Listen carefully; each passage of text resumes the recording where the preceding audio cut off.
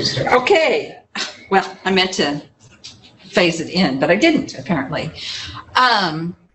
Jamisa, you want to introduce yourself because this is your first time in the class? I'm Jamisa Brown. I'm a master's in English student. Is there anything else you need to know? Is this, how many semesters have you been? This is my Is first this your semester. first? Yes. Okay. All right, so all of you people who are in your first semester or haven't taken it yet, be sure when the course schedule comes out to take $5.99 because that's one of the 2 requirements for master students. And make sure it's the one that I'm teaching and not a linguistics one, or you will be in a whole new world that you might or might not want to be in. I don't know. So, do you have any questions over the comments I made on your edited collection overviews? Actually, I didn't realize there was so much scholarship on feed. One could put together an edited collection on Anderson. Something to think about. Because there's another text that he wrote there's some scholarship on it.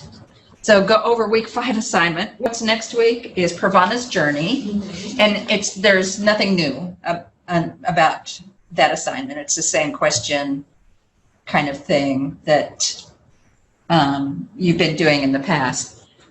And then week 6, I'm sorry? If there's 4 questions, there would be 2 on an article usually, so 4 on Well, yeah, the article's listed. You're not finding an article. Okay, I go on, okay.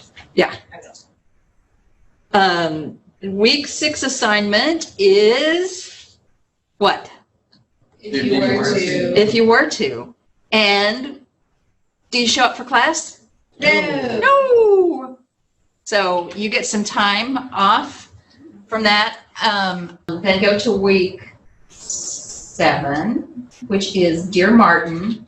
And I'm having you do some reverse work on that, where you'll find one scholarship item that needs to be 10 pages plus that does not mention the novel, Pravana's Journey, but would nevertheless help us understand Dear Martin. Explain why your choice would be helpful to understanding Dear Martin, and avoid articles that discuss how to teach novels or how readers will respond to a text. So it's just the reverse. It's where you're not going to go into research on Pravana's Journey. No, on Dear Martin. I doubt that there even is any because it's too new, I think, and it takes at least a year for scholarship to come out. So it doesn't deal at all, or it doesn't mention Dear Martin.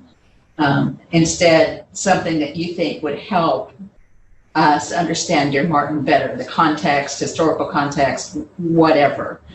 And then be prepared to discuss it. Did the article this week have to directly mention feed? No. Okay. You're safe. Okay. Are there articles that do not have a DOI assigned? Yes. They're older ones generally, Okay.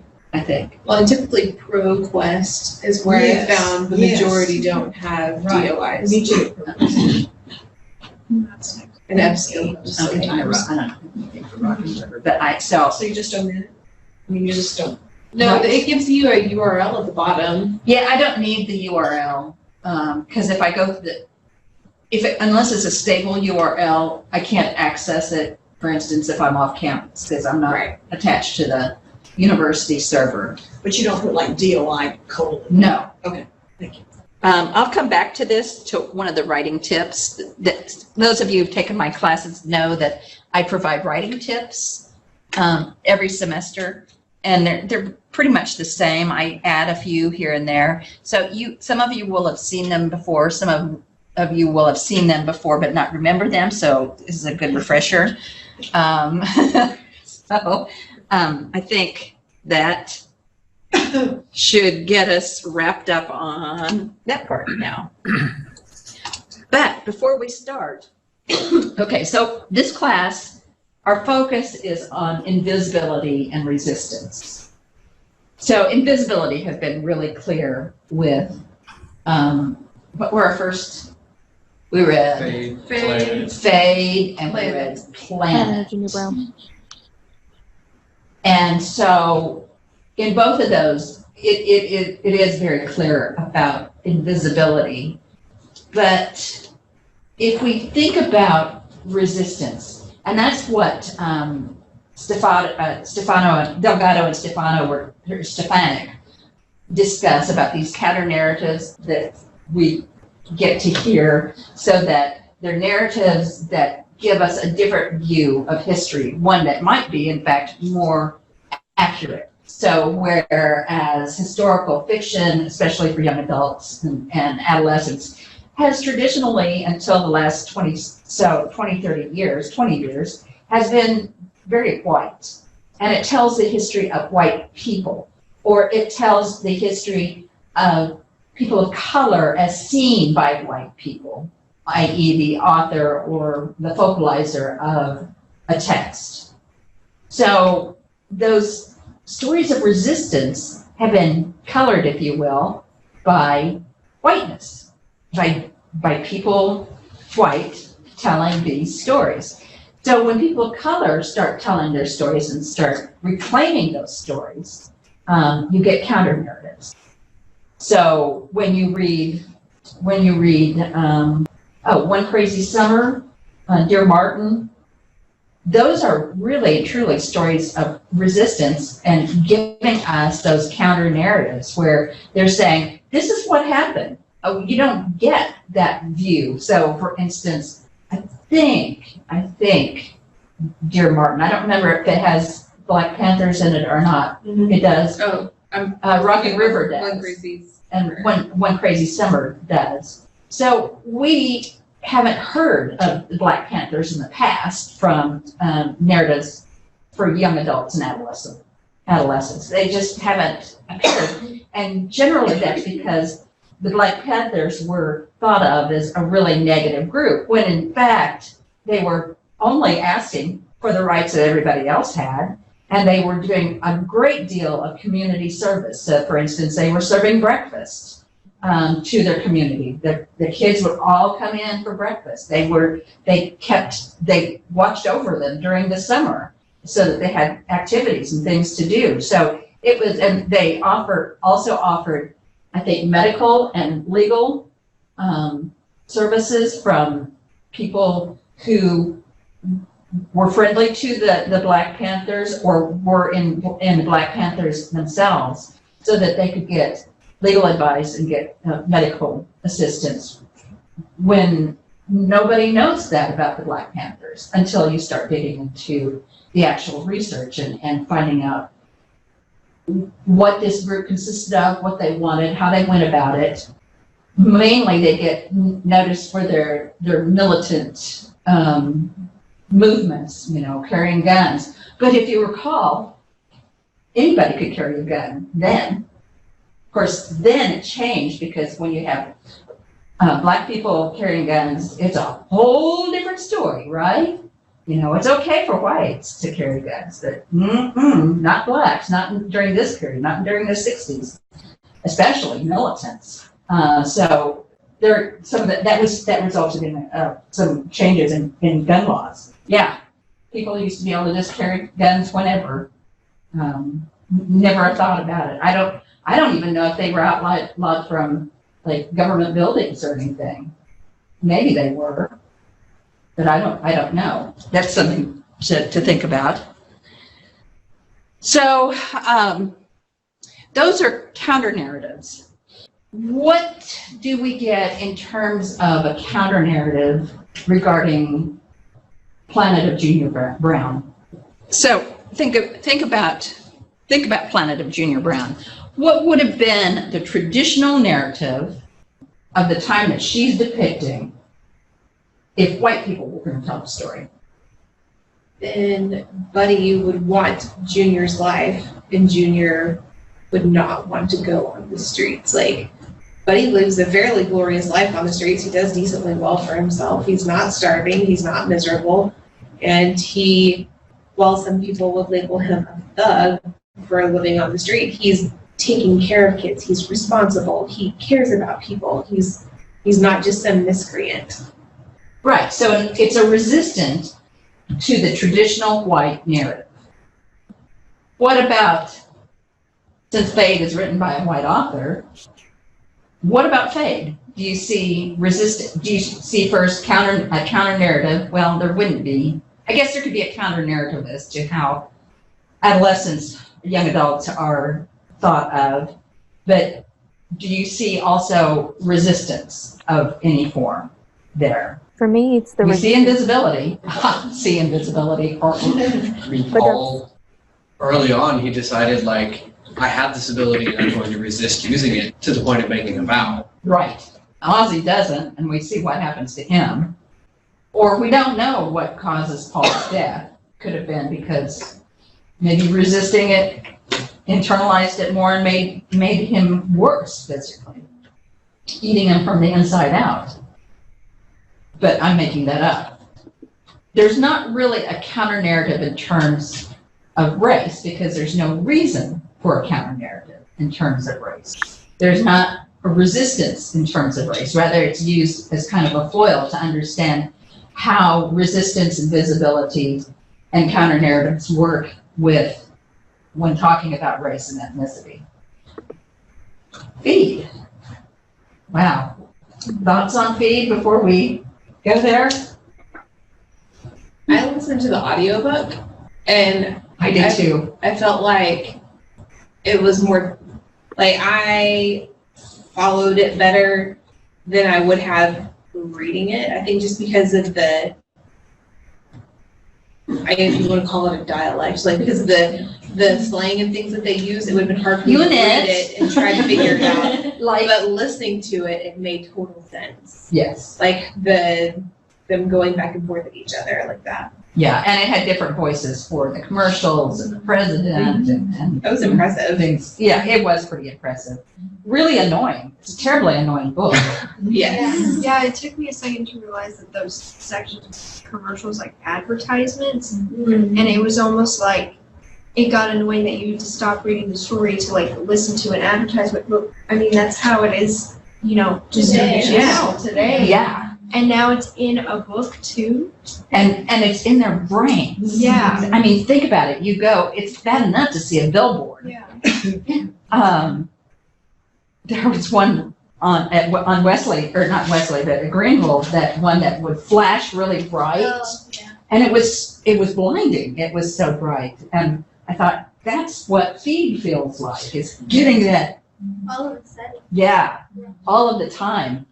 So their lives are completely interrupted by everything and anybody. It doesn't matter. When was this book published? 2001. 2001. We didn't even have MySpace. Yeah, that's it. 18 years ago. Is that right? Is my math right? That's crazy that it was published 18 years ago and was so prescient as to what was coming. Yeah. And don't think there haven't been experiments on implanting feeds into people's brains. Don't think that hasn't happened. Isn't Elon Musk working on that? Yes, that's one of his projects he was talking about recently. Yeah. That's Great. what he wants. Just, Has he read the book? no, probably not. Maybe he should. Because this is not how I want to live. English being a dead language, how sad. But you know what? It already is in some ways. Anyway, academic language is becoming a dead language. We have to train people on how to read it, in fact. So. In fact, not having heard the Audible book, I would say that reading it was a lesson in writing because I could never have written, even if I was fluent, I don't think I could have written that slang. So like I did, yeah, it's just beyond. Yeah, it was pretty awful. Wow. Yeah. So long. What do you think about the lesions and stuff. That is just demented. Like, Yeah. It seems like a Kinda strange. Oh, Go ahead. it seems like a very strange fashion choice, but I could actually see it being a thing in recent years. oh yeah. Yeah. I mean, I have tattoos, so I can't say too much to it, but 20 years ago, me having that tattoo where students could see it, oh heavens, that would be, pretty awful. It'd be shocking and trendy, and not in a good way necessarily. Do you know what that's going to look like when you're 63 years old? Well, I know what it looks like now, and I'm 63, so okay, I'll go with that. But the lesions are real, Right. except for some who get them to be Intentionally. trendy, to be in part of the in crowd, to become invisible in some ways. What does Violet say about invisibility? Do you remember?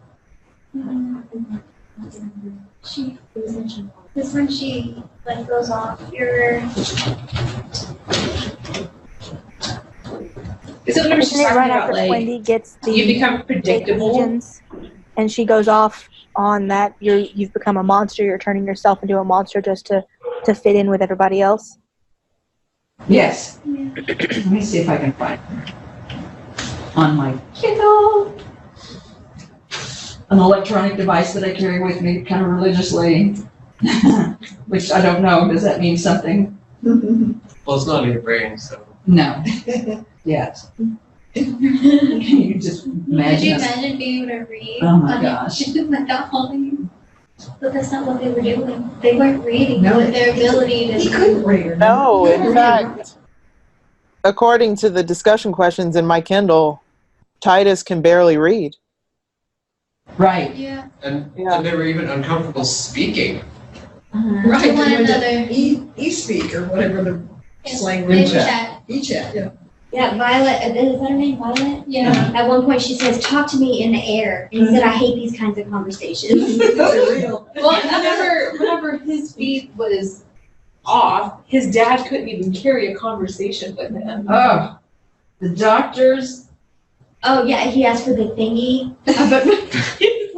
The doctor asked for the, Yeah. he asked for the pass me the thingy. So I didn't really understand how the chat worked. Is that just their thoughts? Yeah. So it's Kind of like telepathy.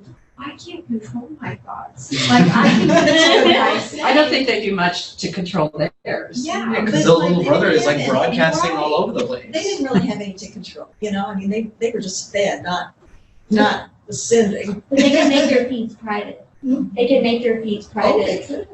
Because he said that something about he could tune into what his Right. parents were When he saying. wanted to tune Violet out, he did it and wouldn't get anything. It's on page 98. It reads that Violet started her experiment. She said, this is 97. She smiled and put the finger inside the collar of my shirt. Listen, she said, what I've been doing over the feed for the last 2 days is trying to create a customer profile that's so screwed no one can market to it. I'm not going to let them catalog me. I'm going to become invisible. And Yes. invisible is only used 3 times. Invisibility might be used more, but invisible is only used 3 times, and once is when she, makes this dramatic proposition or explains this dramatic proposition. And so what happens to her?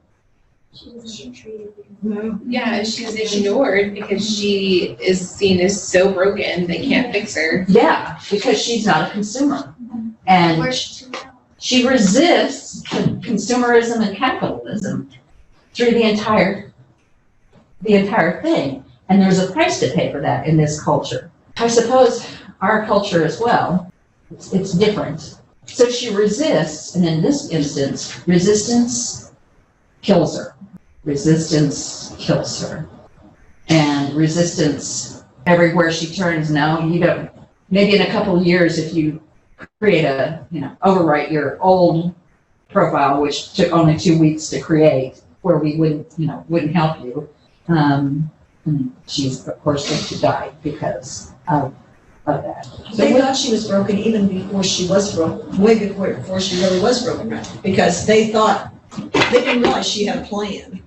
They just Right. thought she was an annoying customer or that couldn't be satisfied or. Exactly.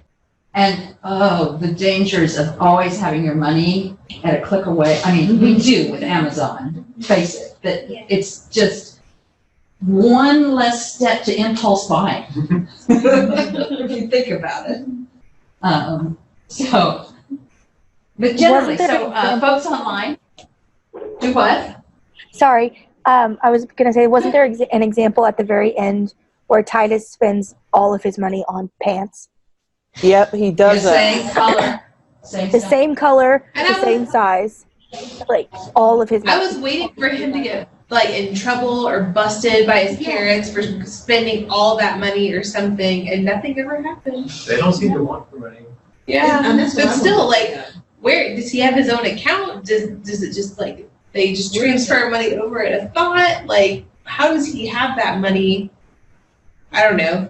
Those are questions that Didn't learn, irritate me. they don't learn accounting in School of Inc.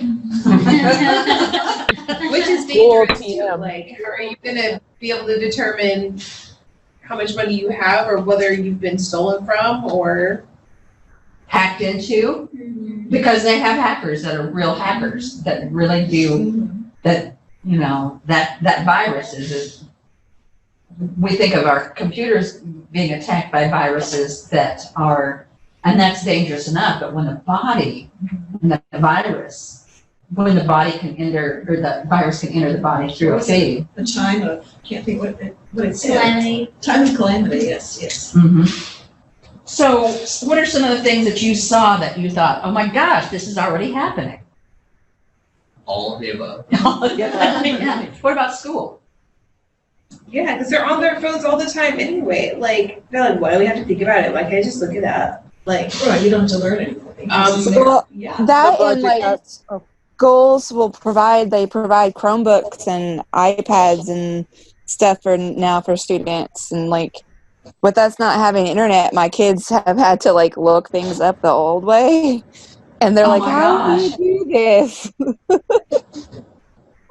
Well, or how about all we the rub two sticks together for fire and light. Right, exactly. They're so used to the answers being at the tip of their fingers that they don't always know how to manage otherwise.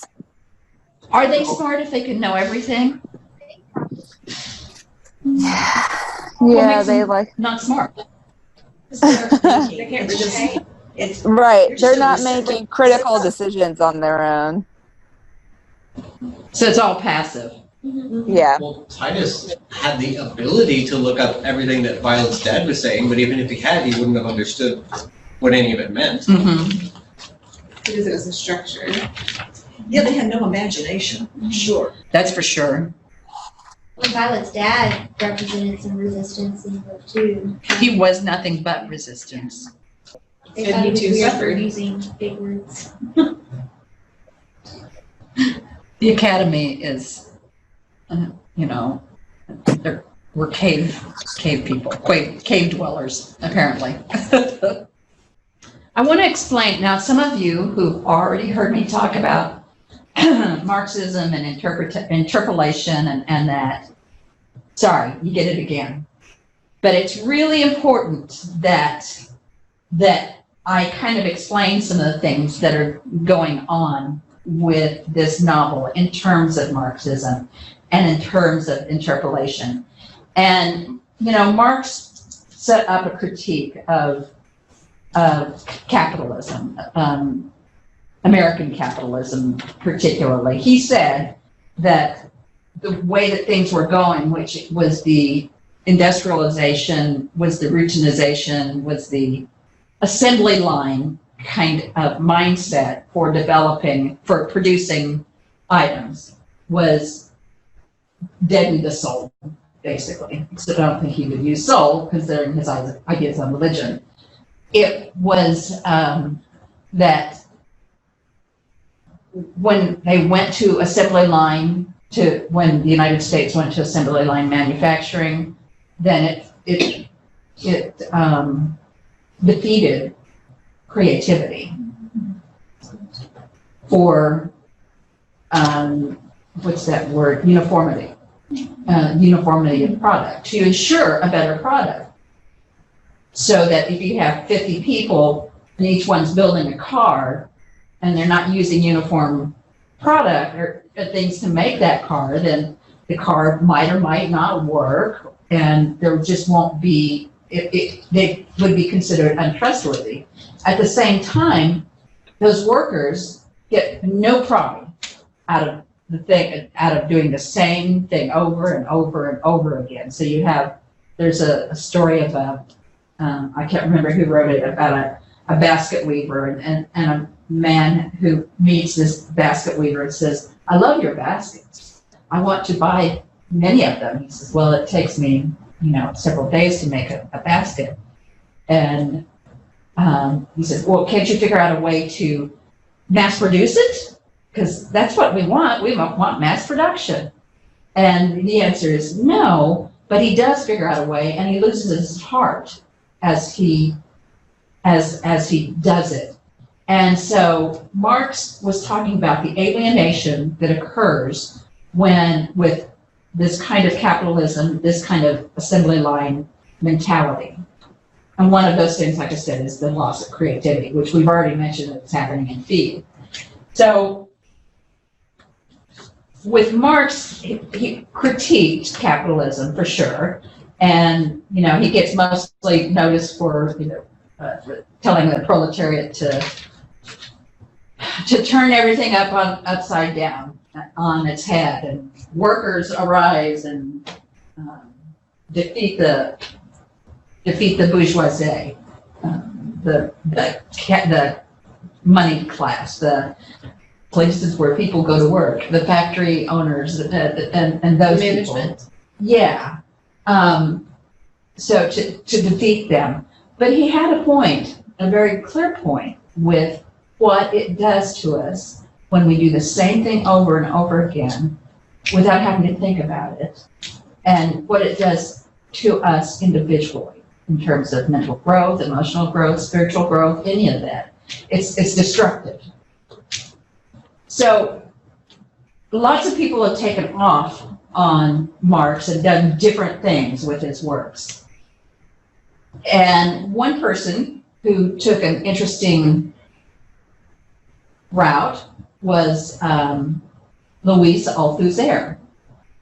Althusser bases his work on Marxism, but what he was most interested in is how does it happen that people actually engage in a particular habit or activity, even sometimes one that's harmful to us, without forcing us to do it. Where we think, that's my idea, or of course I want to do that. And how we get trained to think in particular ways. And he called it, for Althusser, everything was about ideology. And he would say, he explained that once you understand how people come to embrace a particular ideology, then you'll understand what their motivation is, basically. And he said, what happens is we start very young, and we start training them from day one as to how to be in a particular culture. And it's about hailing them into ideology, saying, hey, be like this. That's hailing. He used the term interpolation. They're being interpolated to behave and think a certain way. And there are these institutions that exist that automatically help train us in that way. So, and there are problems that I'll address with Althusser and some of what he was thinking, but some of the institutions include school, government, religion. Yeah, Althusser used religion in particular to demonstrate how ideology works, how we get hailed into ideology. So he said that in using religion, it was quite brilliant, because some of the passages in the Bible make it very clear that God knows exactly who we are, and calls us by name practically, because he knows how many hairs are on our head. He knows the number, he knows how many feathers are on a sparrow. He knows all of this about us. So he knows who we, sorry. He knows, I get so excited talking about it. All these hair. He knows, for you streaming in, I spit when I said that. Spew. So that, it's like going, if any of you are Baptist, you'll know what I'm talking about, and other forms of Christianity as well, that there's at the end of the sermon, there's always a call to come to the front, to be saved, there's even a song, it's called I Come, let's see, or Lamb of God, I Come. What is that song? Just as I am. And it's about bringing that person up front to get help of some sort, or to confess their sins, to say that I take Christ as my personal Savior, all of these things. They literally, the song is hailing them. The pastor is hailing them through this activity of bringing them to the front. And I know that in some it's about coming into the front and kneeling and praying and things like that. So religion interpolates us. It's just what it does. But so does almost everything else around us. So that we have film and movies, and if you think about commercials and how we get interpolated, they don't interpolate us to be, what do commercials tell us to do and how to be? They'd say you're not complete yet until you have this product. And you need to be complete. That's part of the interpolation. In order to be complete, and we all know you have to be complete. If you buy this product, you will then be complete. And so we're interpolated in all kinds of ways, and there's some more subtle things that go on with it. So that you have, for instance, a very handsome man or a very attractive woman who is providing that message. Subtly, it's saying, you'll be complete like me. And look how beautiful I am. It's not saying it specifically, although some commercials do, but it's saying it almost subliminally. It presents this entire picture. So that's us getting interpolated. Those institutions are called ISAs, ideological state apparatuses, and they tell us to believe and be certain ways. So what did you learn in school, say in first 4 years of school? Share. Mm-hmm. Do unto others as you would have to unto you. Yeah. Be quiet and wait for instructions. Be quiet, wait for instructions, how to stand in line. Color in the How line. to color inside the lines, yes. Oh, do not go outside those lines, because that's just a mess. And so this early training is about how we should behave in the culture in which we live. And then you go on to 5th to 8th grade, say. Then what do you learn? I mean, I don't know if it's pushed, but it's certainly peer pressure. Mm-hmm. Well, you want to be your own person, but it's because everybody wants to be their own person, and so you're like everybody else. Exactly.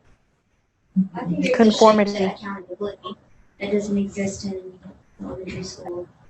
Accountability for turning in things late. I Yes. feel like it takes me half a year to whip my 6th graders into shape until they get into the, habit. Same thing for my freshmen. They forget from year to year. They did beg you for your work.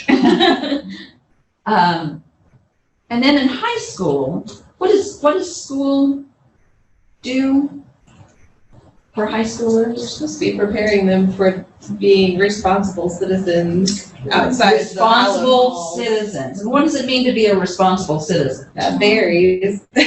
Doing what authority tells you. Who said what? Doing what authority. Jeremy? Yes. Yes. Teachers, principals, parents. Of course, the job of a teenager is to resist all of that. That's part of identity formation. They have to do it.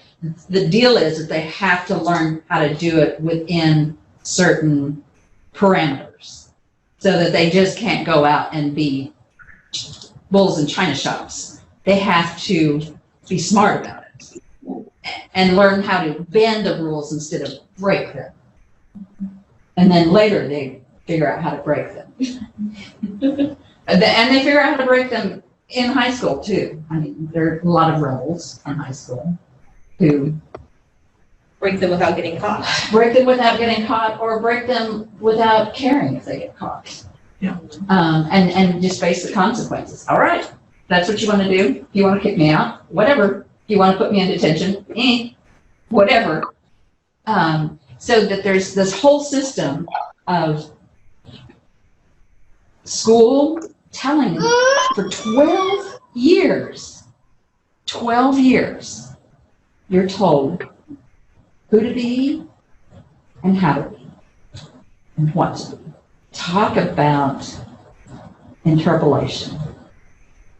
And then, because you can't get all of history at all times, the history that our students get is select. So, finding out that, oh my gosh, they had the Trail of Tears and nobody told me, or they did this and didn't tell me about the internment of the Japanese. How did this? So history gets this whitewash treatment in many ways. Because who's telling those stories? The people who win, exactly. And they're usually white males, or they have been in the past. That's changing all the time. I think you can tell by the slate of Democratic candidates running for president that things change. We'll see what happens, though, as to who wins that election. So interpolation happens every day, all the time. Ideology it's invisible. It's the air that we breathe, the food that we eat. If you make a decision as to you don't like companies' policies regarding factory workers or having their products produced in say China and shipped here, if you don't like that, you can boycott. And I boycott lots of things because I don't like the principles. I boycott Tom Cruise. I won't see a movie to save my soul of his because of some of his actions in the past. And I used to kind of enjoy him, that once he did this stupid thing on the Today Show that had to do with him hopping up on a, what was it? Do you remember? Was it Oprah hopping up and down on the couch? Yeah, and it was also, he was on quite a spree on the Today Show. He was talking about how postpartum depression was not a thing. What? Yeah. Yeah. Brooke Shield was. Brooke Shield. Mm-hmm. They had that back and forth. Oh boy. So I make choices as to, sometimes I hate it that I have to make some of these choices. Really hate it. And sometimes I can't avoid. So if I don't like what Amazon does, if I really need that book, Right. Talk to Barnes and Noble. and then I hop in my pickup and burn a bunch of gas getting there. And pay twice as much. And There's time involved in that too. yeah. Comes to your door. Yeah. So yeah, it's insane. And you already get bannered when you visit Amazon. You know that, right? It says, "Hello, Susan. We have these selections for you. Woohoo! We thought you might like to read this based on your past selections. Woohoo!" Yeah. Like, I didn't even say that out loud yet. What happened? Right. And that's it.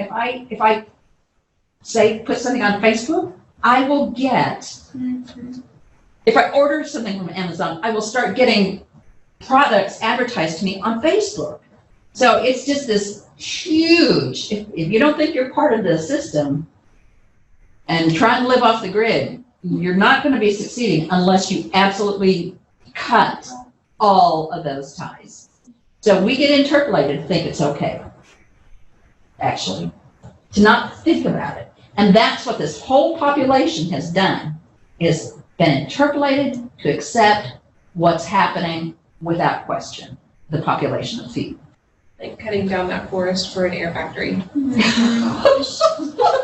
Yeah. Yeah. I felt like I was more appalled even than Violet whenever they did that. It was just Well, as we watched the Amazon burn down, because they wanted to. I think the lesions, the lesions, they just accept that wasn't that caused by maybe radiation or whatever's going on in the environment? Whatever's going, that's the. And they just made it that's a fashion message. statement. Yeah, just accepted it. Oh, well, we have lesions and our skin's falling off. You can see my mom's teeth in her lips. But that's okay because I can order whatever I want. It's just. That's right. Bizarre. Yeah, mom's teeth, or her mouth giving way was disgusting. I think there must be some kind of nuclear fallout going on. Their hair is falling off, their skin's falling off. Well, it could be. It's gotta be the feed doing that with the Well, radiation. not necessarily. They've ruined their whole environment.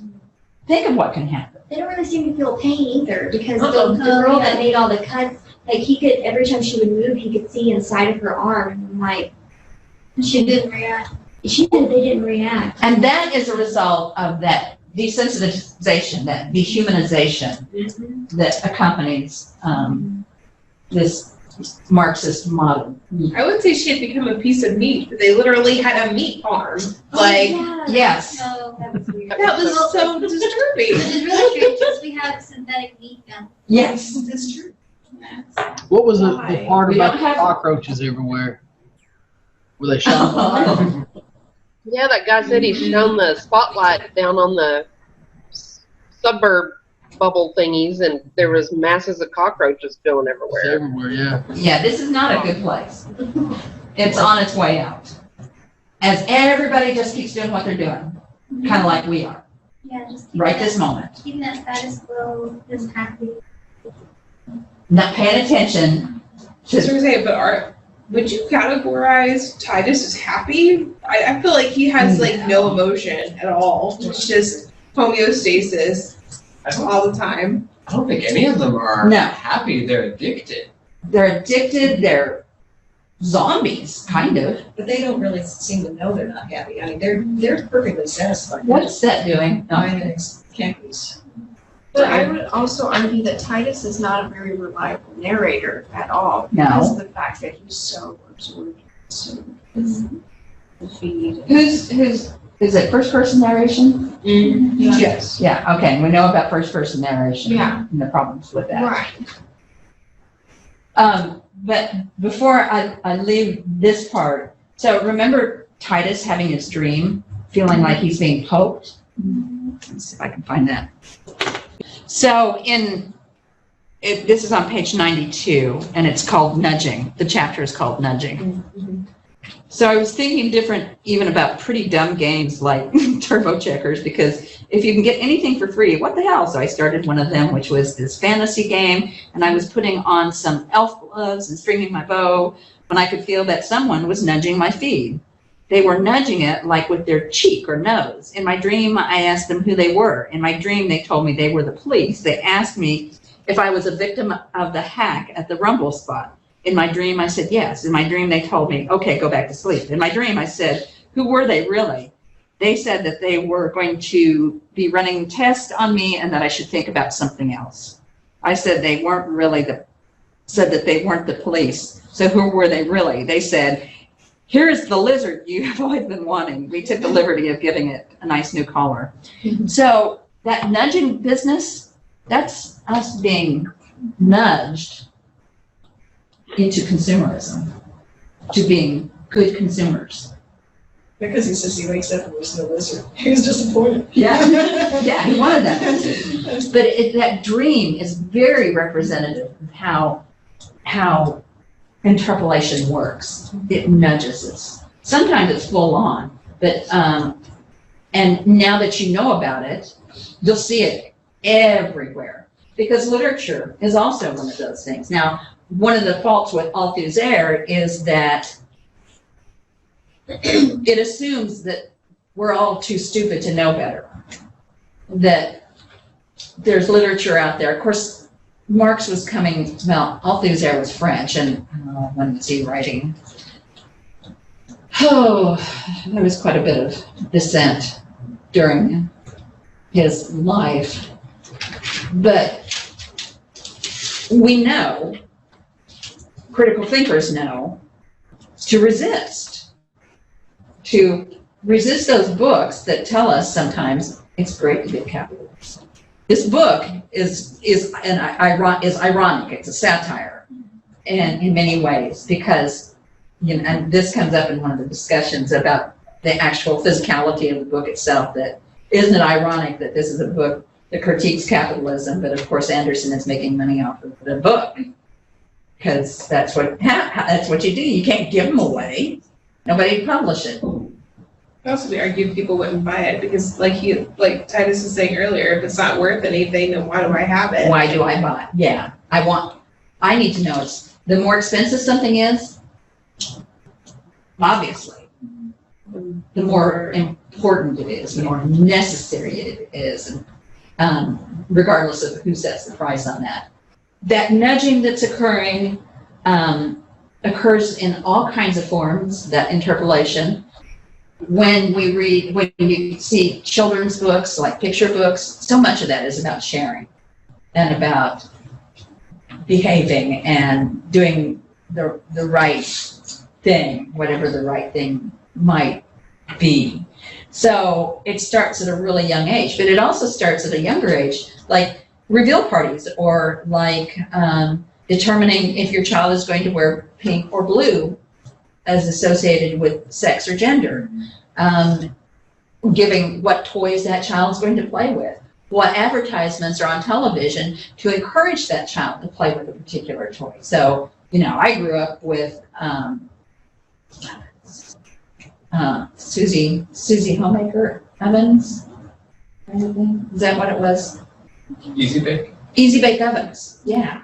So it was a light bulb that did the cooking in it, the baking. And the little cakes were about this big around, that thick. And, but there's a whole line of Easy Bake consumer materials. I think there was even I think it was Susie Homemaker see, I can even remember the song, just no. I've lost 13 pounds so far, and I'm only on week 5. This is interpolating us. Noom for several to months be thinner. now, and I've lost about 30. You are now watching a Lucky Penny Shop product feature. Hey, it's Lucky Penny Shop. Excited to check out another Susie Homemaker item. I've done quite a few, and I have some more to show you. This is the regular washer, and it says it really cleans, washes dolls' clothes, even your clothes, real agitator action.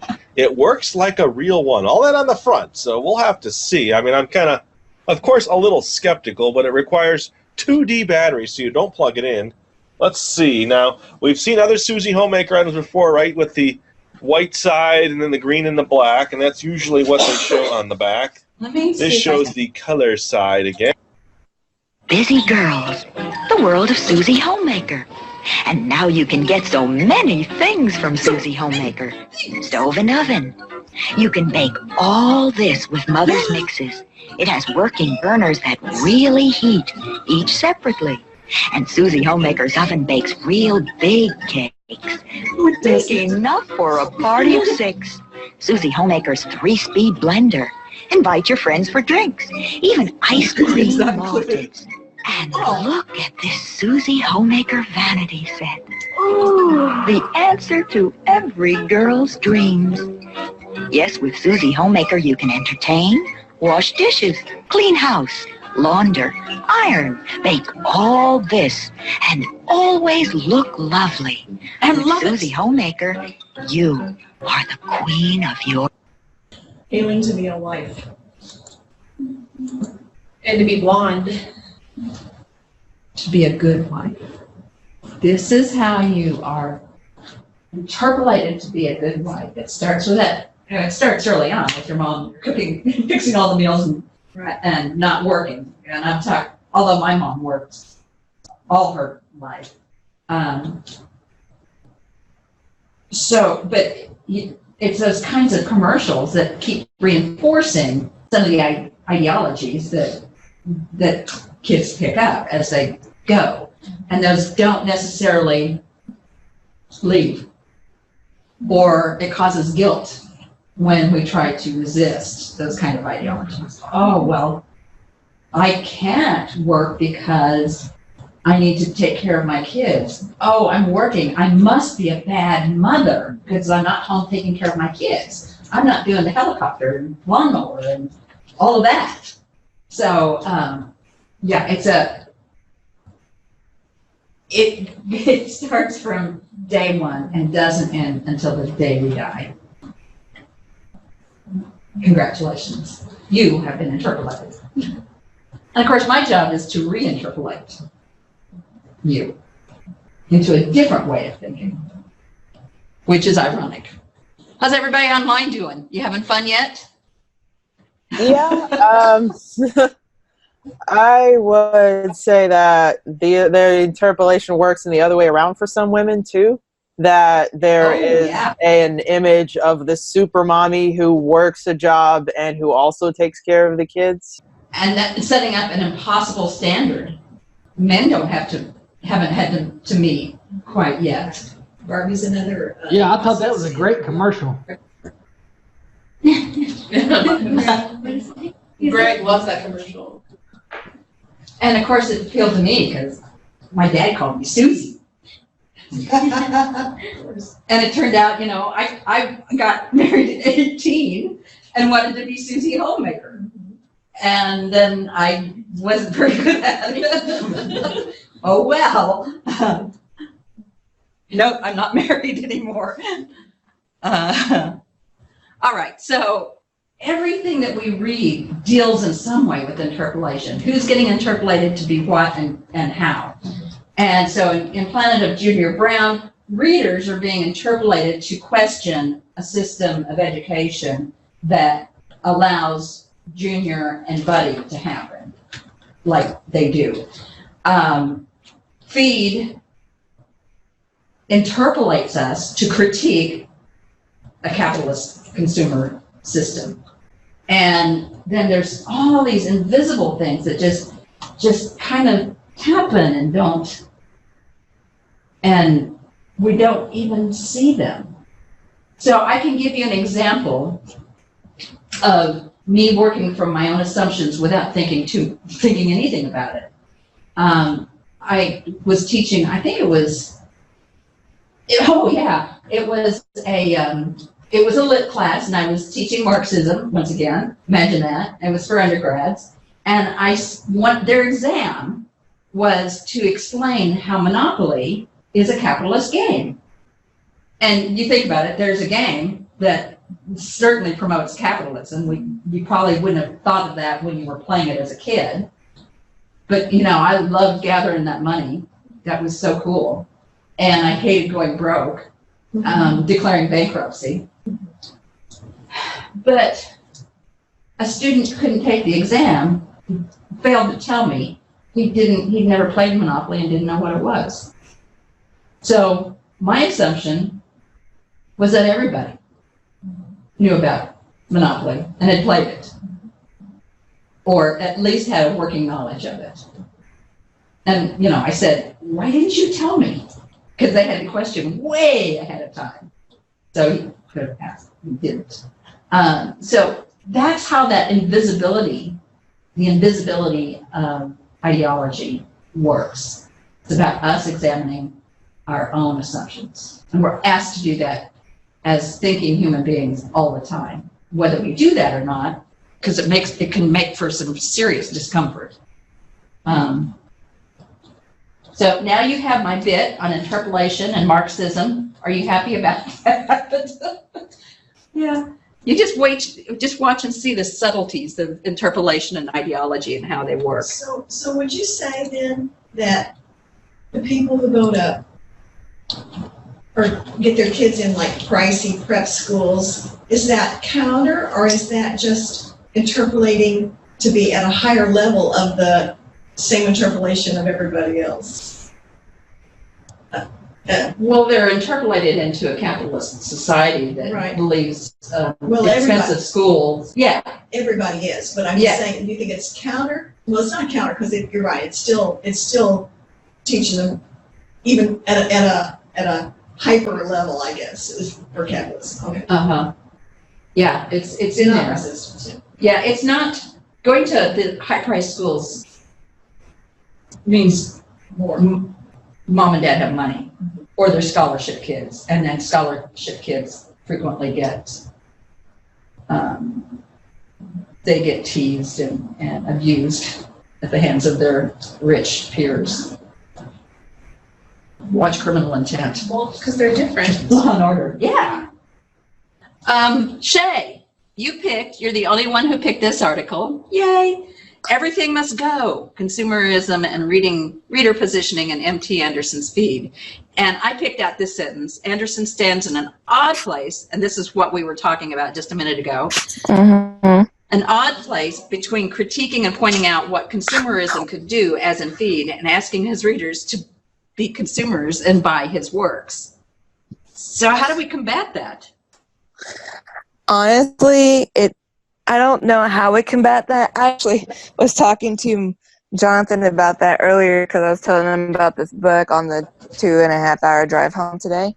And, it's how do you fight consumerism while at the same time asking people to consume your work? So it's not. Or how do you? The same kind of question has been asked about novels on the environment before the web was so easily accepted and available that publishing online, reading from a Kindle wasn't an option. And so environmentally, a book that critiques a lack of environmentalism is problematic, maybe. So, and now we can fight that, and I do buy books, but mostly I read and listen to my books electronically in some way or another. So I guess I've become better at that part. I'm more environmentally conscious as I get in my big truck and drive wherever I drive. But I have a reason for that. I've got a horse and a trailer, so a little Volkswagen is not going to pull that horse trailer and horse. Dr. Stewart? Yes, Megan. I don't know if you it slipped, but I actually selected this article as well. Oh, you did? Yes, ma'am. Oh, you did, but you forgot to explain why I did. it would be... I did forget to explain. Sorry. Yeah. So you want to explain? Sure. What I really liked about this article was the fact that it pointed out that the ties between the consumerism in feed and the consumerism in the United States today. That's what really caught my attention about it, because like Shay mentioned, how do you fight consumerism while trying to get people to buy your book, and thus you are part of the consumerism cycle. But I really like the fact that everything on the feed in the novel is either ads, everything that influences a choice that one of the main characters makes, I should say, is an advertisement. They buy things and they buy things and they buy things because all of these ads pop up, and that consumeristic sense is really what is the driving force and the major problem of the novel. And I like that the article kind of talks about it. Mm-hmm. Yeah. Everything must go. Everything must go. And everything does go, because they're on the brink. Mm-hmm. Yeah. And at the end, when Violet is at 4.6% operating power, it kind of becomes his mantra. At least in my opinion, I read it as him flipping on the feed system, because he tells her about this whole novel that he's got in his head, this idea about how they fall in love and they resist the feed, so that everything must go. The repetitiveness of it, the echo, kind of becomes his mantra of, okay, I'm going to start resisting the feed. I have to get rid of it. Isn't it a little bit late, though? Yeah, it is. Humanity is on the brink. Yeah, but even on the brink is normally where humanity finds out that, hey, we've done something wrong. Let's try to fix it. And it's too late. And it's often too late. Yes. Mm-hmm. Yeah, I mean, they really are. It really is. They really are on the brink of. They've gone over. There's right here on this. You can't see it. They're on the edge, and 1 foot's off. They're already hanging off the precipice. Yes. In 2001, he's talking about the cliff that we're rapidly approaching. What's amazing is that, I wrote about this in my dissertation in 2004, and there wasn't anything on feed at that time in scholarship. So when I was writing my dissertation, I was one of the first to actually think about feed in these terms, and as a way to explain Marxism and how it works and how consumer culture works, and how remember, consumer culture is about consuming and being consumed.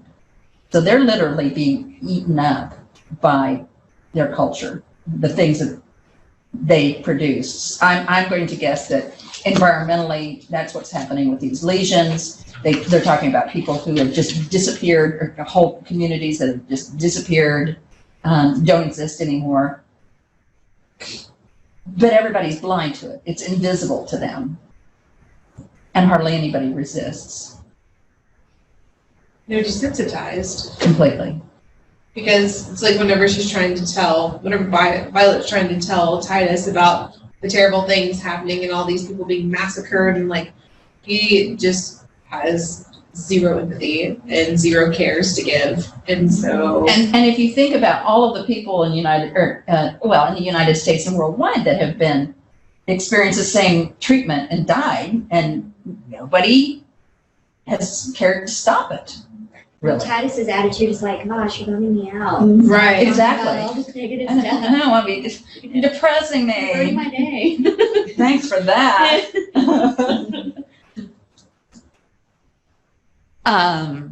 Okay, we can go to the next.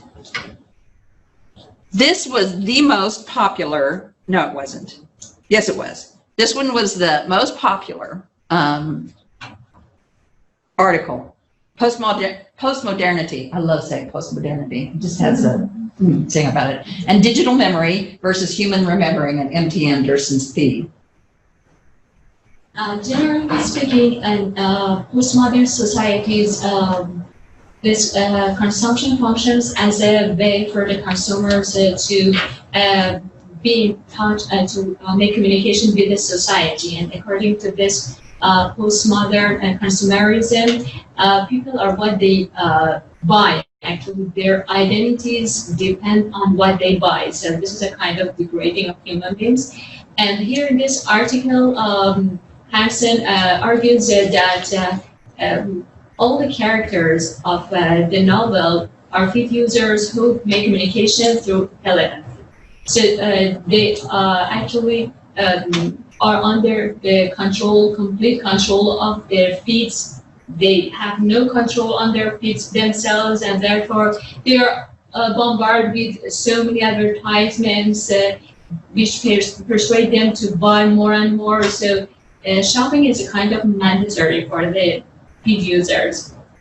And then in this regard, Hansen points that helps us to understand, to figure out how Anderson's feed is a kind of the critic of the late capitalist consumerism.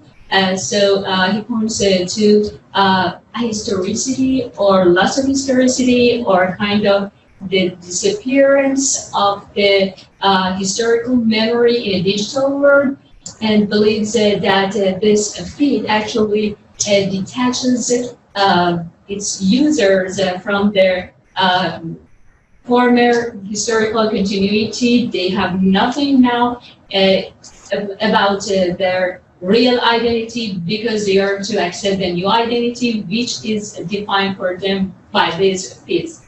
So actually, they have turned into a kind of tangible products. So they're, in fact, such kinds of deathless, empty bodies. They are even unable to sympathize with each other, just as you see, Titus is unable to sympathize with Violet when she is completely broken. So he believes that these feed users actually are satisfied with this kind of life, and they are living in a kind of responsibility-free zone. They don't take the responsibility of remembering anything, and this kind of forgetfulness is completely willful. They are satisfied to forget about their real identities. Therefore, they are such empty people with no real identities. They are even maybe unaware, or it says that they are incurious about what is really happening around them, so they don't care even for the reason of their skin lesion. Though it says that, of course, they can't resist this, they are unable to resist this kind of consumption, but they're able to change, to make some changes, but they just are satisfied and get used to this kind of life, so they are doing nothing to save this, to save themselves from this kind of disaster. Do we have any Star Trek fans? Anybody? Okay, plenty. So when I say resistance is futile, did that occur to you when you were reading it? Precursor. Several times. Yes, and that has to do with Jean-Luc Picard becoming part of the Borg, and the notion that it's a hive mind and resistance is futile. Don't try. Don't even try. Yes, Megan. Sorry, not to interrupt, but this also, like, resident Disney fan. This book reminds me a lot of WALL-E, the movie. I kept thinking Xenon 21st Century Girl. Yes, Xenon 21st Century, or WALL-E. WALL-E in particular, because they're kind of muted by the feed. When they go into the feed, they like zone out, or they go malfunction for fun. So in WALL-E, the only like cognitive thing are the robots. They're the non-organic things. And the humans have become so dependent on the technology that they are like physically incapable of doing anything else. Yeah, it's been a long time since I've seen that movie, and I haven't seen. What one did you mention, Shay? It's called Xenon, the 21st Century Girl. It just, the way they spoke and everything really reminded me of that Disney film back when I was like, 16, 17 years old. 90s Disney movie. Okay. Yeah. But like that, and WALL-E, and in WALL-E they're living in space because they've killed the Earth. So all kinds of technological consumerism and dependency. Well, and in terms of the historicity of feed, you get to think about and how temporary history is, about 1984 and Big Brother, and how Big Brother creates history on a daily basis, saying that, oh no, that didn't happen. No, not in the least. This is what happened. And whoever wins the wars is explaining, and that changes, identifies what history is again. So, I mean, you can see a whole bunch of influences. And when, who's our author? No, Orwell. When Orwell wrote that, he was thinking of fascism and what the kind of population it was creating at that time. So, okay, we've got Kirsty. Have you read Hunger Games, Kirsty? Yes, ma'am. Do you think that Hunger Games only superficially engages with a socio-political critique? I'm curious. It's been a long time since I've read the series. And I'm trying to No, I don't think I necessarily agree with him there. I wondered. Yeah, no. I was actually talking about Hunger Games to my kids today because we were talking about conflict, and they are not, in 7th grade, they're not understanding man versus society. So, yeah, I wouldn't necessarily agree with him at all about Hunger Games. I haven't read all of Divergent. I couldn't get into that one. Yeah, I've only read one. That one is definitely man versus society. Divergent? Yes, the whole series is based off of her not fitting into one square. She fits into multiple, so the society that she knows and has grown up with it turns on her. So it is definitely man versus society. Yeah. I mean, I saw the movies, but of course, not all of the movies are as good as the movies were garbage. Don't compare the movies to the books. Like, how about Legend? Oh, but I love seeing the dresses. Yeah. I'm the Cinderella I love girl Legend. who likes to see really. I'm the Dolly Parton, remember? the glitz. I do think Legend is a little more superficial than Hunger Games. What's Legend? Legend was written by Marie Lu, and I actually taught it to my 7th graders last year when I was teaching ELAR. But it's basically the same thing. It takes on the point of view of two characters. One is a prodigy, and she scored the perfect score on what they call the trial, which is a test they all have to take when they're 10. And the other one is like a fugitive. He's always on the run.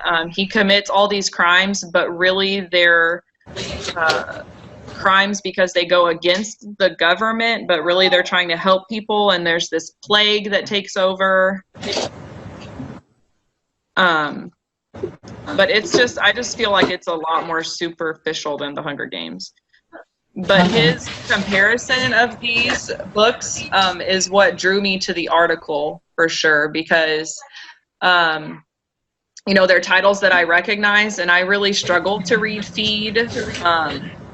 And typically I love these type of novels, so I was kind of, I guess, disappointed that I couldn't get as into it as, I mean, I read all of the Hunger Games books. I read all 3 of the Legend is a series as well. And I read all 3 of those. So I really thought, you know, when I saw this, I was kind of disappointed in myself. I was like, why didn't I get into this one like I did those? Because, I mean, Legend I couldn't put down. So, yeah. Yeah, you know, when I started reading Hunger Games, I couldn't put it down either. I could put Divergent down and did. I read the first one, that was it. And then I didn't go to Legend. Because after a point, I got tired of reading the same thing. Because that's what was happening. All these authors are producing the same kind of text. And yeah, they are very similar. I think one semester you were asking your graduate students for like suggestions for something. I don't really remember what it was. I guess incoming freshmen or something. Yes. And so that Legend was one of the books that I suggested because I guess I just was so into it. I mean, I convinced my campus to buy 300 copies of them because I was that invested in that book. I was like, I have to teach this book. And now I'm that way with a whole different series, but it's still post-apocalyptic. I love them. The world is, ending. I can't help it. So. I did the same article as well, and he does mention that Divergent Hunger Games, because of Hunger Games and its popularity, there were so many authors that were just doing the same thing over and over again. Mm-hmm. And that's why he says that it was superficial and not like it wasn't as much as he wanted it to be. And I did the same thing as you, Kirsty. I wasn't into Feed as much as I wanted it to be, and I think that's because there wasn't as much of a storyline as Hunger Games or Legend as I wanted it to be. Like, there was just like. Well, and I think that's part of what makes, at least Hunger Games. I think that you're right. That's part of what, like, there's so many other. It's not just this crazy government thing happening. There's so many other aspects, and Feed is not necessarily that way. Like y'all were saying, it's all consumerism. So there's a little bit of, this other storyline, but I don't think that's not the focus. Yeah, and we'll talk about this in a bit, but part of it might also be because Titus is just not a character that we can engage with. Titus doesn't have. Well, and that's what this. Like you were saying earlier, like he barely has a heartbeat, and I feel like the book mirrored that. Yes, but that's actually what this scholar said about, and I think it looks like the next response talks about that a little bit. Is like you can't, like, as readers, we can't connect with him because doesn't have very much emotion, and I agree, like that's kind of how the book was. Yeah. There's just nothing to connect with. It looks like. And he starts to find it a little bit at the end. Yeah. Like, I feel like he gets it a little bit at the end, but it's still not enough to, like, oh, I need to, I don't know if I don't think this is a series, but if it was, I wouldn't be like, oh my gosh, I got to go read that next book. You know what I mean? Like, whereas Hunger Games and Legend, you had to read the next book because you were so invested in those characters. You needed to know what happened, and it just wasn't that way with Titus. Yeah. My article talked about why that was, but I'm assuming we're getting there. So, Jeannie, so. Well, kind of along the line, maybe what people were saying. I felt like Hansen was a lot more generous than I was. I agree. His opinion here of the redemption. I mean, I guess too late for me, but I guess the redemption was in the trying and it was almost also that was kind of, well, whether he knew it or not for him, that trying to search instead of just laver the feed. So I wasn't too impressed with his redemption, but apparently Hansen was. Yeah, I think Hansen really liked the book and was rationalizing and justifying. Yes. And as he's searching for snippets to tell her broken stories when he had deleted hers, the full ones that she wanted to hear. So, and that whole bit about when they're at the lodge place and how he reacts to her when, did he call her a zombie? Yeah. Yeah,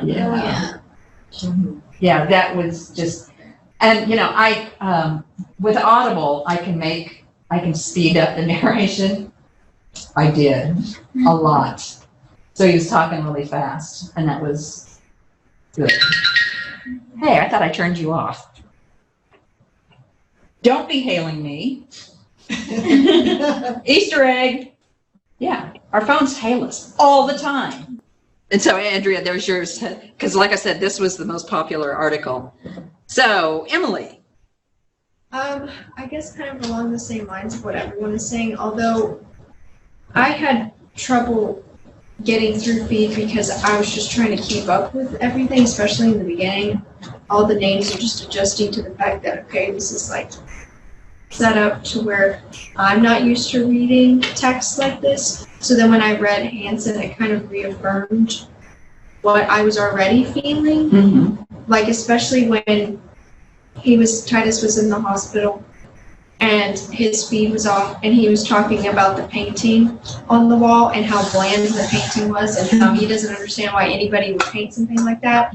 And I'm just like, this guy's just everything just kind of goes over his head because he's so consumed in the feed, and when that's off, it's just like he doesn't know what to do with himself. And so then reading Hansen, I was like, he kind of just reaffirmed what I was already thinking and feeling. And so that made me feel a little more comfortable that I'm understanding this. And I didn't think I understood it, but I do. Right. And what Anderson, you could arguably say he's trying to convey is what Hansen is discussing in his article with consumerism. I did like Hansen's article. Yeah. So many picked Hansen. So why did you pick that one over the others? I couldn't find a lot on the database, and when I found this article on Google Scholar, and because it talked about dreaming, about his dreams specifically, that's what drew me to it. I typed and typed and typed and typed and typed and got no results. It was as if I was in the wrong databases or something for a long time. I found several, but I liked that he compared it to and talked about just the dystopian genre, like that, how this work fits within that. So you probably started here, yeah?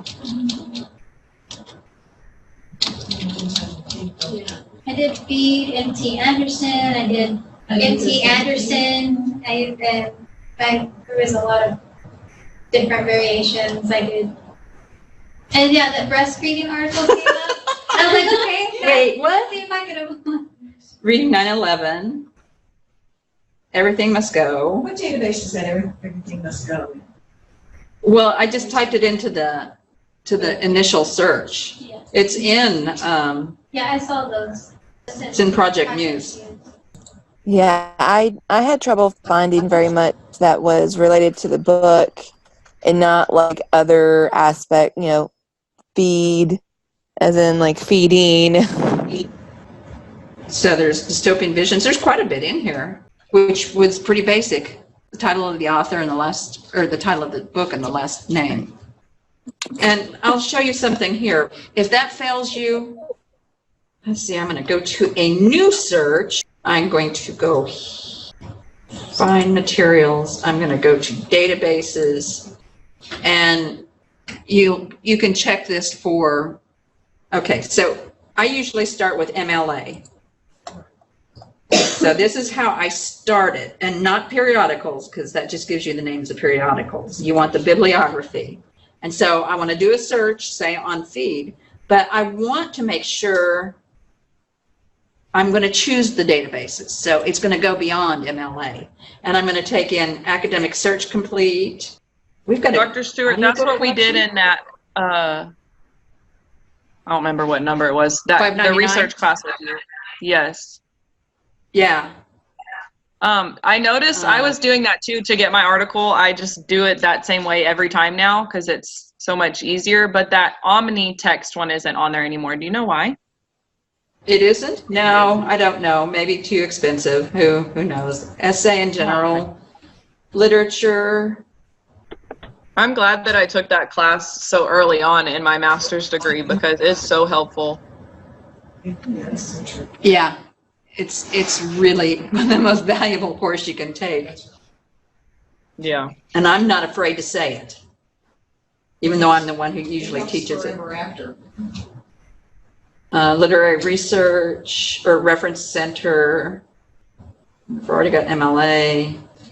Yeah, some of them are gone. More than one.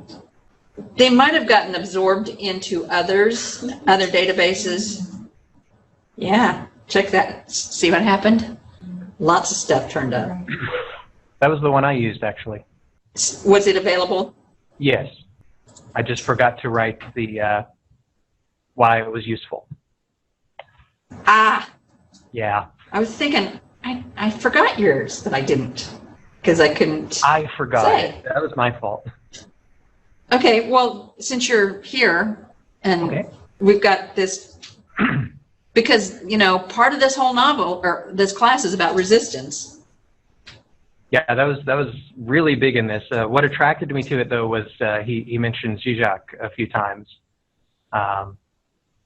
Specifically, he said, the feed does not give you what you desire. It tells you how to desire, which sounds like the hailing we were talking about earlier. Yes. And resistance, well, the really interesting thing it talked about resistance is that the reason it's so difficult is you need a specific language to talk about how you want to do things, and you can't resist by yourself. You need others. Right. And if we don't have the language to talk about how to resist, we can't do it. So it's the example he gives is freedom. Everybody who's involved in seeking freedom has to agree on what that means before you can actually work together towards freedom or democracy or equality.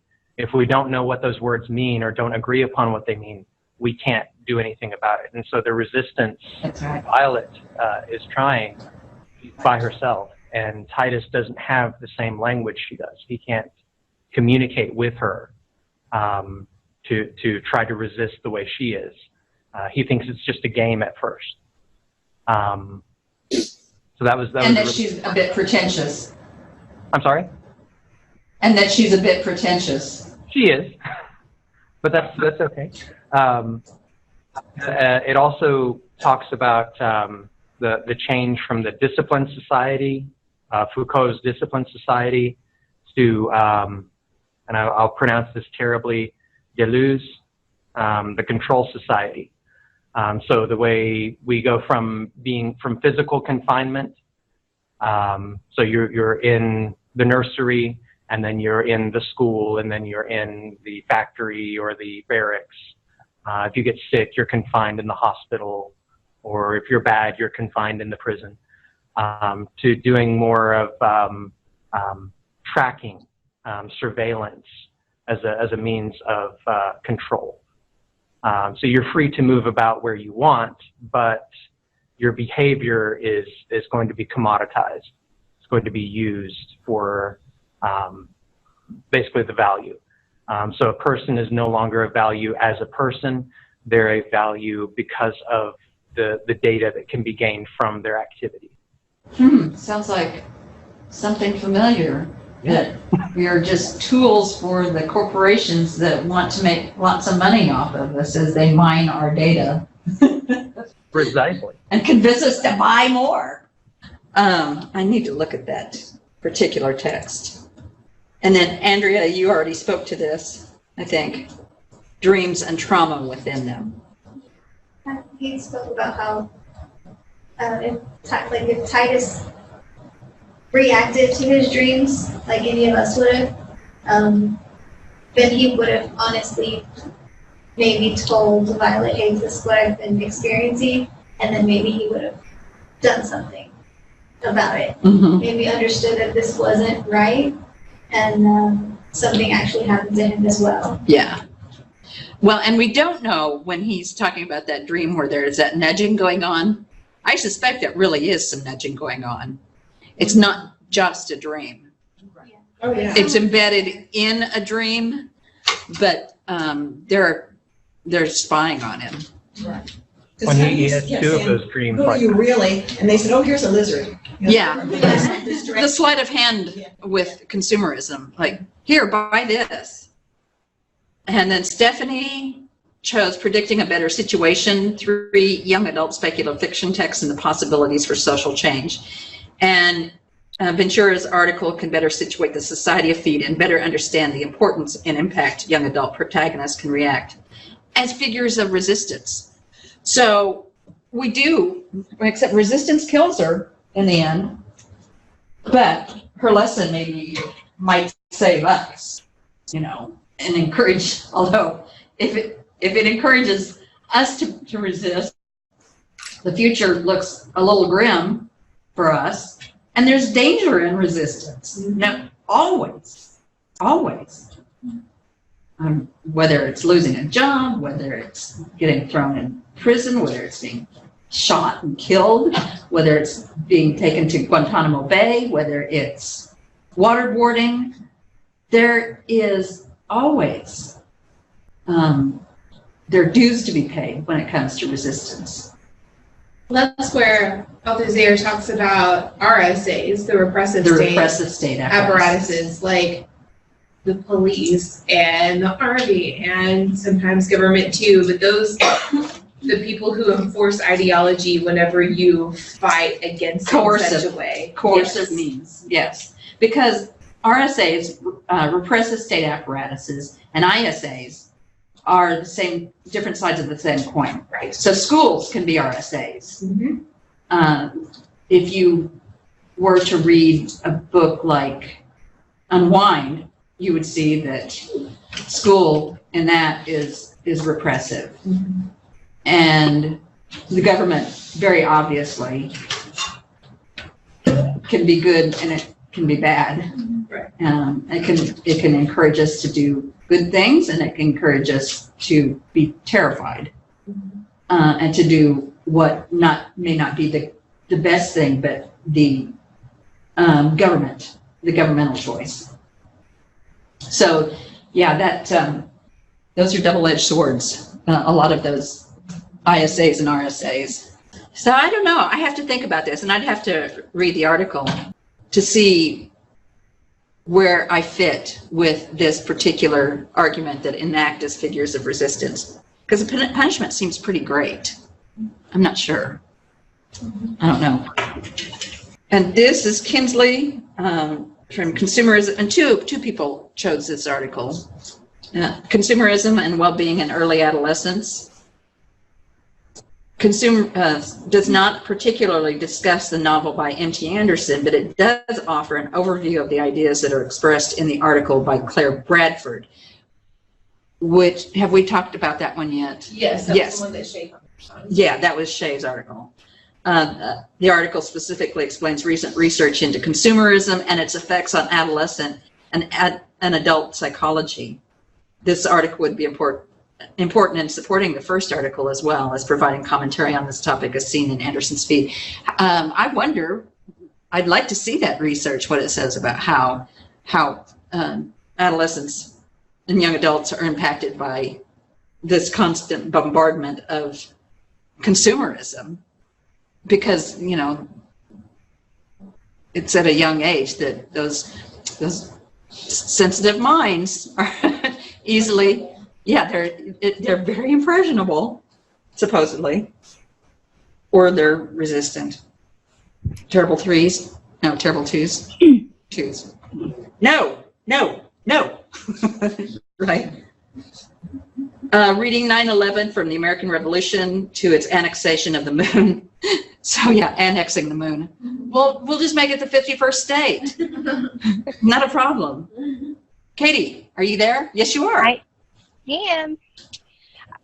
So I looked at this one because part of it gave me, I mean, I don't want to read my answer, but some of the like background of how they, how the author kind of took the idea of surviving 9/11 kind of farther than, you know, the real life experience. Like that's what initially drew me to it. But then one of the things that I liked, and I'm just going to read a couple sentences of this, is it says, unlike child protagonists who are subjected to societal tragedy, teenage protagonists are not passive vessels evoking sympathy. Instead, they are citizens in the making whose response to catastrophe is understood to have real import. So I just thought it was interesting to see like why the focalizer was a teenager, because especially besides the fact that you're fading out on us. Can you hear me? Now I can. Mm-hmm. Okay, so I just thought it was important to note that like the teenage perspective would have been really different than had it been from a different focalizer. Oh, definitely. But you know, it's a for young adults, and if we believe in our children are the future, then these authors are writing a future that they want to, well, for instance, I can't speak to it if this is really what he wants, but with feed, he's writing how to resist, maybe not successfully, or warning that there are consequences, but the consequences are worth the resistance. So in part, I'd say that's part of the whole thing, is to putting it into a young person's perspective. Plus, yeah, you kind of possibly need a little bit of that naivete that goes with being uninformed of the world. Right. And I was going to say, and not too cynical, but there's a lot of cynicism in this book. There is, and I just thought, one of the things that the oh gosh, I can't remember the author of this book, Schwebel, sure, points out is that they can choose, they choose if they want to be apathetic, angry, or take political action. Like, these are all like choices that are still forming in their not completely formed little bodies, that they haven't figured out which path to take sometimes. And we see some of that kind of indecision. How many of you consider yourselves as activists in some form? I do. And how do you see yourselves as activists? By challenging topics that people just assume are a given. Like, okay, but why do we think like that? Whether that's in my classroom or even with my own family, like getting them to just challenge what they've always been told, or challenge what they've always believed just because it's what their parents believed, or like, let's think about this as critical people, critical thinkers. And so, like, not just status quo, but thinking. Well, and activism takes many forms. Who was going to say something? That was me. Sorry, I was just saying I echo that. I think being a parent and an educator puts you in a lot of positions of advocacy, and I think in that you're doing a lot of activism, like however, consciously or unconsciously, I think challenging those things as a parent and as a teacher. Yeah. I saw just this week, actually, a photographer went in and took pictures of groups of people, and he had them all be on their phones. And it was just like, it was candid pictures, but they were all on their phones. And then he went and he photoshopped the phones out of the pictures and then published them so that people could see what they look like when they don't have a phone in their hand. But, like, does that make sense? Am I explaining that right? So it was really interesting to, like, look at these photos and these people who are standing right next to each other but just staring at their hands, their empty hands.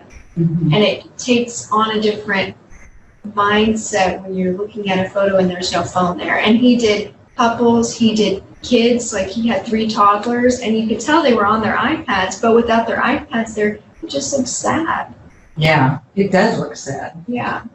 Really sad.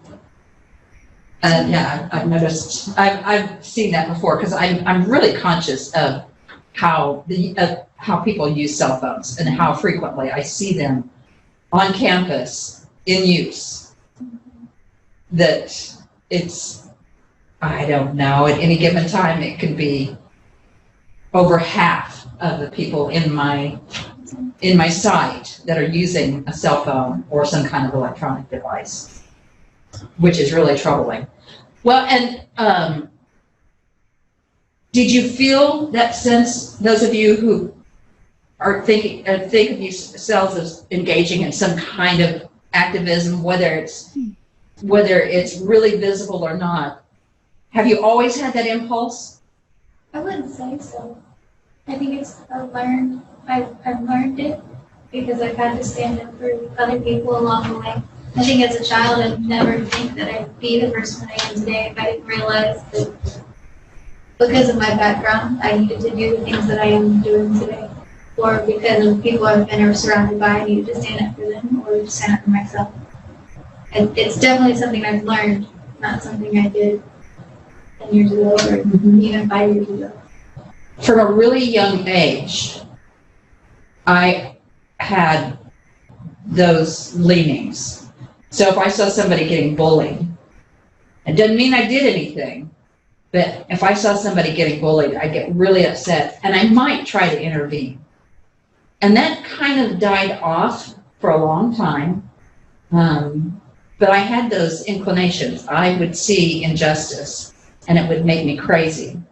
But it wasn't until after cancer, and that's only 3.5 years ago, and turning the age that I am and going through chemotherapy, that I said, nobody is, I will stand up. I wrote a letter to our president of the campus about a month and a half ago, right after the El Paso shootings, and because he sent out an email about prayers, thoughts and prayers, and I shot off an email, a long one, and I said, those words are so empty. How could you possibly do that? How could you possibly say that? Here's what I wanted you to say to us, and I wrote what I would have wanted him to say. And I thought, well, retirement might come early. But he took it really well. And in fact, we had coffee and we talked about this campus and things that go on and what happens. And he should have known better, though. If he hasn't learned by now that thoughts and prayers is kind of just not much. And I've written more than one. I wrote a letter to the Dr. Keck when he was president about something that was really stupid. And I call on people now. I call them out. But I can do that because I'm working from a position of power and I'm almost retired. And I got to the age and been through enough shit that I don't have to take shit. And that's my attitude. And it's really been helpful. I think it's made me a better teacher in some ways. Anyways, so I've had that inclination. I just didn't act on it. Not for 50 years. Over 50 years did I finally feel empowered enough and that it was important enough to act on it. So, my teaching, I think of that as a form of activism. Most definitely. I think really for me when it started was when I had my kids, because they are the most helpless, and it's like that's when I started learning to stand up, for someone other than myself. Yes. And started looking outside of my direct surrounding, and just saying, okay, well, if this is happening to my children, whatever injustice I perceive or inequality that I see that's going on with them, they have to be stood up for. Yeah. But I didn't really get that assertiveness until I was that mama bear ripping someone's head off, in a kind way. But or not. Yeah, sometimes not. But it's like I didn't really find my vehicle to do it until the children came, and it just put me in another. Yeah, put you in an entirely different place. Yeah, where you advocate and you just become that person that is no longer, okay, it's in mine, but looking outside of your own circle too. Mm-hmm. But I'm not in this class, so sorry. Discussion. Jennifer, you want to speak to yours? Yeah, so I read the same. However, yeah, Katie did. On 9/11. I was really just drawn to it because 9/11 really had just gone by and we had done some things on campus and I'd started a unit with my kids on that day as well. So it was just kind of already on my mind and that's what grabbed me. But yeah, one of my takeaways, oh, go ahead. Sorry. Nobody said anything. Okay, never mind. Just kidding. No, one of my takeaways was kind of piggybacking off what Katie was saying. One of the lines I like from the article, because she was talking about it focused the focalizers like through adolescence, and you were talking about like the naivete and all that kind of being necessary for that point to be made. And I really like it because the author, I don't even know how to say that last name, Schwiebel, stating that it was the most vulnerable demographic, and so talking about how that demographic processed trauma, but then going on to say that all the responses, whether it was resistance or whether it was denial or embracing that trauma and moving on from it, all in some ways served corporate interest, and basically was the result of societal conditioning that had happened prior to that event. And so for me, that was really interesting using 9/11 for my personal experience with 9/11. And I was kind of thinking, it's interesting that we all sort of laugh at the same joke, whether we understand them or not, because everybody else is laughing. And also the same can be said with mourning, the same tragedies, whether we ever take into account on a genuine level how that actually impacted us. And so just that idea that conflict or war is often, or arguably, capitally driven or politically driven, that whether you're resisting something, that's still a conflict that in some way is going to serve. Yeah, and it's especially ironic that I think that, when 9/11, on 9/11, when it occurred, all the newscasters, everybody was around me was saying, we'll never be the same. We'll never be the same again. The United States will never be the same. The world will never be the same. Well, it wasn't. Of course not. But the deal is, most of the kids who've been born after 9/11 don't know that the difference. The world isn't different. Mm-hmm. That the world is different. Right. It's just their everyday. So they know to take, to have their luggage ready to be searched, or they know to take their shoes off or their belts, which I forgot to do the last time I traveled, and they really did a job on me. I forgot. And the things that they don't know, they don't know how life was prior. That going through security like we do, being at the airport 2 hours early, not being able to park close to the airport for fear sometimes of somebody bombing. If you see something, say something. That's part of their vocabulary now. And it's never part of mine. I even got on a plane that they told me it was, they told me they were bumping me off, and I got on it anyway, and just played stupid and succeeded in getting my flight. And the stewardess was saying, I wish they wouldn't do that just put people on flights without telling us. So I know, imagine that I was able to get on a flight. I was supposed to, but it was overbooked, but I went on it anyway, and there was a seat available. Hallelujah. It was they probably needed the weight to not be as much as it was, and so I was probably endangering the whole flight. This was also a popular article. So, Jolynn. Yes.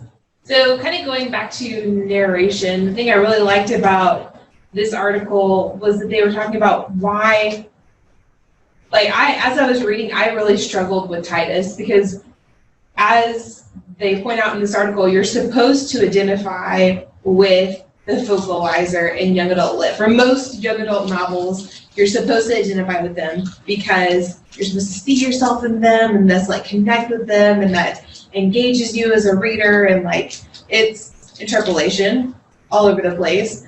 But with Titus, they said that it was like a schizophrenic reading situation. Yes. You identified with him, but you didn't want to. And I felt myself battle, especially toward the end, whenever Titus was obviously drawing back, but Violet was obviously not getting it, that he was detaching. And I found myself a couple times getting upset with Violet for Titus, but then I'm like, but wait, Titus is the one who's the douchebag. Like, what's happening here? And so, like, wrestling with myself while I wrestled with Titus, and so just having to do that and still thinking about it later, makes you not just drop this book. It wasn't just a pleasure read. It was intentional to make you think. And I love it whenever authors do things and make us uncomfortable. Like yes. I don't think we were supposed to feel at all comfortable with this book. Right. That we are supposed to be nudged into annoyance at all moments, but nudged into awareness at the same time. I told Alex, I felt like whenever I was listening to the audiobook, like I was listening to the Kardashians or something. Like, well, yeah. What it's like. Yeah. So, yeah. Pretty much. Jill, you're up next. Yes, this essay enables a discussion of why Violet is not the central character as the questioning protagonist, as in many dystopian novels. Yeah, I thought that was interesting. I thought that through the whole time I was reading it, why she was not the, because Hunger Games, so many of them, it's the dissenting voice, the main character, but in this case, it's like Jolene was just saying, it's not, it's Titus. And why? What was the reason, what was his reasoning for that? But I think it goes to the whole point of the novel. It's about individualism and consumerism and the fact that Violet is just getting eaten up by the system. I mean, she's just a little voice that's basically just got cut off, The system consumes her. Mm-hmm. Yeah. She just couldn't, no matter what she did, it wasn't going to make a difference in that type of a situation. And the title of the novel, Feed, it's not just about the feed, it's about feeding consumerism. And feeding feeding the animal, the beast that represents consumerism. One of the things that I've learned reading this article was about risk society. Yes. Mm-hmm. I'd never heard of that. Of course, there's a million things I've never heard of, but that just caught my attention so much, and I've been trying to read up on that a little bit and get a better grasp of that idea. But I thought that was really interesting too. Does that doesn't have anything to do with Marxism, though, does it? I mean, I know that concept was after that, of course, but. Well, it could come after and still be part of Marxism, because scholars develop new. I don't know. The risk society is basically that our society reacts to risk as a group, but when we stop doing that is when things like this happen. Like consumerism took over to such a point where it was like immediate gratification type stuff, like Facebook is now. Immediate gratification with likes and the stuff. That we quit caring about the risk. Or in Feed, that's what happened. They quit caring about what the risk was. It's, as long as they could shop and buy and be happy. Yeah. And Violet, because they've been told that this would make them happy. Yeah. And, Violet was just this individual that had, as I think Jeremy, you saying earlier about having to have a group voice to make a difference. Yes. She didn't have anybody, Didn't have any support. And let's see, Daisy, what would you, internal consciousness of a person, and it creates an internal need to analyze one's present. So talk about that, if you will. Sure. So when I read the article and the book, what really stood out to me was my battle with the focalizer's consciousness, which was Titus, and what I felt like readers would be thinking, because I opposed everything that he did and said. And so just that internal battle. And the article talks about that too, and how, you want to along with him, but at the same time, you just disagree with everything he's doing. He even disagrees with himself. The article kind of talks about it, where he says the evil corporation, but what are we going to do? Because, they rule everything. And then the other thing that stood out to me was just the politically unawareness of the characters in the book. And this kind of came up in my class today because I was teaching my students about attribution theory. And one of the activities we do is looking at, I don't know if you guys remember, but Howard Dean and the Dean Scream. And most of the students didn't even know what a caucus was. So, yeah. So that's really what I thought was just that battle between what we live in the present and Titus's consciousness. I wonder if Titus represents the consciousness of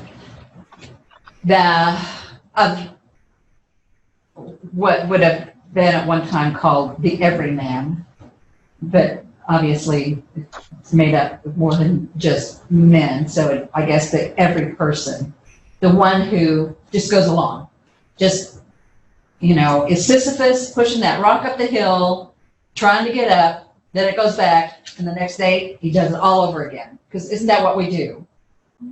Get up, go to work.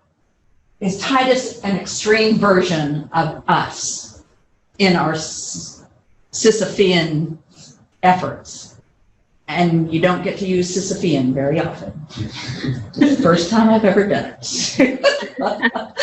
So I wonder if that's, and that Violet's the outlier. Maybe the person we would like to be, imagine ourselves to be, perhaps. They talk about Violet being the actor and Titus being the bystander. Also in this article about how Violet doesn't just let things happen to her. She's very active. She goes and makes her own choices, and like the choice to resist. And Titus is reactionary. If he reacts at all. Mm-hmm. Like he's so deadpan about everything that he just doesn't, nothing gets him riled up really. Like nothing really gets him feeling almost anything. And they said too that like his dad is the same way. So his dad uses slang that was typical of his generation, but they're just they're just adult bodies that are acting the same way as the kids. Like there's no personality difference at all because they're all being standardized, like Violet argues. Yeah, and and it just came to me about the Support. No, when you were talking, I think when you were talking about radiation, who was talking about radiation sickness? That's what you were. Yeah, because when they're talking about the conceptionarium, they're sterile. Yeah, they have to do that because they're sterile from, does it say radiation? It doesn't. Never mentioned. It's implied. But it's implied. Also, Abraham Lincoln's there. For the love. Like, that's terrifying. It really is. Mary Todd. Right. Allie says, and I had to pull this out, with the irony of this whole book, especially dystopias, when you have these children protagonists, focalizers, that there is a deep irony about it, that they're in this position where their lives are ending when children, their lives are ahead of them. That's, that's how we typically think of children, is that everything that lies before them, the future. But there is, in dystopia, there isn't much of a future, although most scholars say that most dystopias end positively for young adults, and adolescents, and that's what differentiates them from adults. So like Cormac McCarthy and the road. Dismal, I think. What is it? Or is it ambiguous?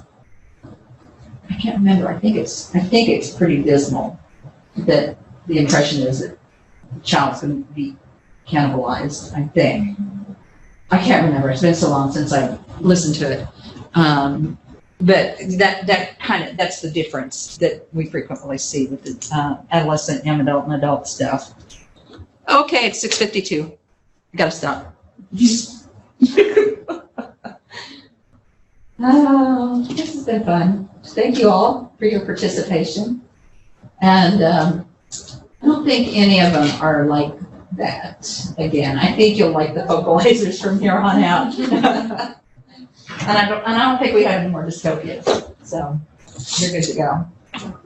Oh, no more dystopias. But lots of resistance. Lots of resistance. All right. Then I will see you next week. I got another trip to Missouri this week. Everybody gets A's if I die on the road. And you've got a recording of that, so you just give it to Hunter and tell him that. Not necessarily.